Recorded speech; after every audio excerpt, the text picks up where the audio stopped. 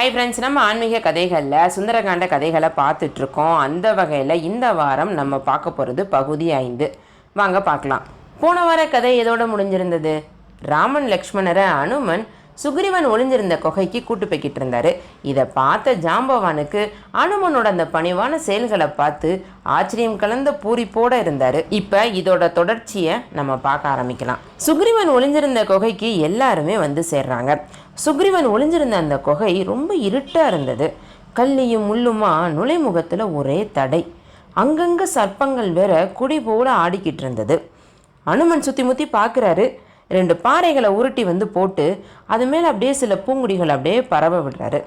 செம்மல்களே, நான் உள்ளே போய் என்னோடய அரசனான சுக்ரீவராஜாவோட வந்து உங்களை பார்க்குறேன்.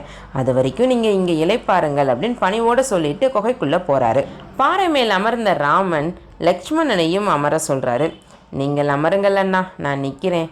இந்த வானர தூதன் இன்னமும் எப்படியெல்லாம் சந்தர்ப்ப சூழல்களை பயன்படுத்தி கொள்ள போகிறான் என்று நான் பார்க்க தானே போகிறேன் அப்படின்னு லக்ஷ்மணன் சொல்கிறாரு. ராமர் முகத்தில் அதை கேட்டதுமே ஒரு மெல்லிய புன்னகை. ஆனால் அடுத்த கணமே அவரோட முகம் மாறி சீதையை பிரிந்த சோக உணர்வு பரவி நிற்கிறத ஜாம்பவான் கவனிச்சிடுறாரு. அப்படியே ராமன் லக்ஷ்மணன் உட்காந்துருக்கும் அந்த அழகை பார்த்து மனசுக்குள்ளே ரசிக்கிறாரு ஜாம்பவான்.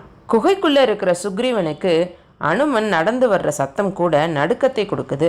வாலிதான் தன்னை தேடி வந்துட்டானோ நினச்சி வேகமாக உள்ளேயே ஒரு பாறைக்கு பின்னால் ஒளிஞ்சிக்கிறாரு.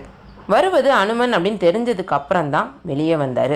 அதே சமயம் அனுமன் கிட்ட தெரிஞ்ச உற்சாகமும் தெம்பும் சுக்ரீவனை சிந்திக்க வைக்குது. அரசே அரசே அப்படின்னு அனுமன் கூப்பிடுறாரு. வா அஞ்சனையா, என்ன இது? நீ வந்த வேகம் எனக்கு அந்த வாலியவே ஞாபகப்படுத்திருச்சு அப்படின்னு சொல்கிறாரு. சதா காலமும் உங்களுக்கு அவர் நினப்பு தான் அப்படின்னு அனுமன் சொல்கிறாரு. என்ன செய்வது, அவன் என் மனசுக்குள்ளே மூட்டி இருக்கும் அச்சத்துக்கு அளவே இல்லை. சரி சரி, வந்த விஷயத்தை சொல்லு. நம்ம எல்லைக்குள் நுழைந்த இருவர்கள் யாரு?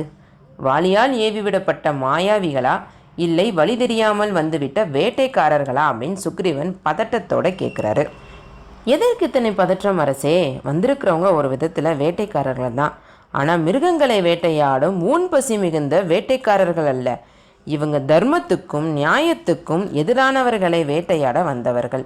விளக்கமாக சொல்லணும் அப்படின்னா, அயோத்திய மாமன்னர் தசரத மகா சக்கரவர்த்தியின் அருமை புதல்வர்கள். சிற்றன்னையின் வரத்துக்காகவும் தந்தையின் அறத்துக்காகவும் தங்களை வனசிறைப்படுத்தி கொண்ட சத்திய புத்திரர்கள். மிதிலை மன்னர் ஜனக மகா சக்கரவர்த்தியின் திருமகளை வில்லொடித்து மணந்த ஸ்ரீராமர் இவர்களில் மூத்தவர். அவரது அடியேற்றி வந்திருக்கிறவர் இல்லவல் லக்ஷ்மணன் அப்படின்னு அனுமன் சொல்கிறாரு. ஆஞ்சநேயா, மானிட வேந்தர்களான இவங்க எதுக்காக இங்கே வந்திருக்காங்க அப்படின்னு சுக்ரீவன் கேட்குறாரு. காரணம் இருக்கிறது அரசே. முன்னவரான ராமரின் தர்ம பத்தினியார அசுரன் ஒருத்தர் கவர்ந்து சென்று விட்டான்.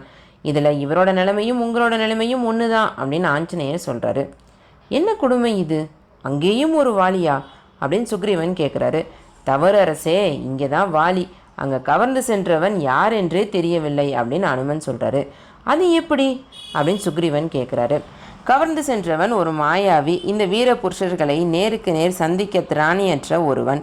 பொன்மான் ஒன்றை தேடி இவர்கள் சென்றுவிட்ட நிலையில் தந்திரமாக ஸ்ரீ ராம பத்தினியை கவர்ந்து சென்றிருக்கிறான் அப்படின்னு அனுமன் சொல்கிறாரு. சரி, இவங்க இங்கே வந்திருக்கிறதுக்கான காரணம் என்ன அப்படின்னு சுக்ரீவன் கேட்குறாரு.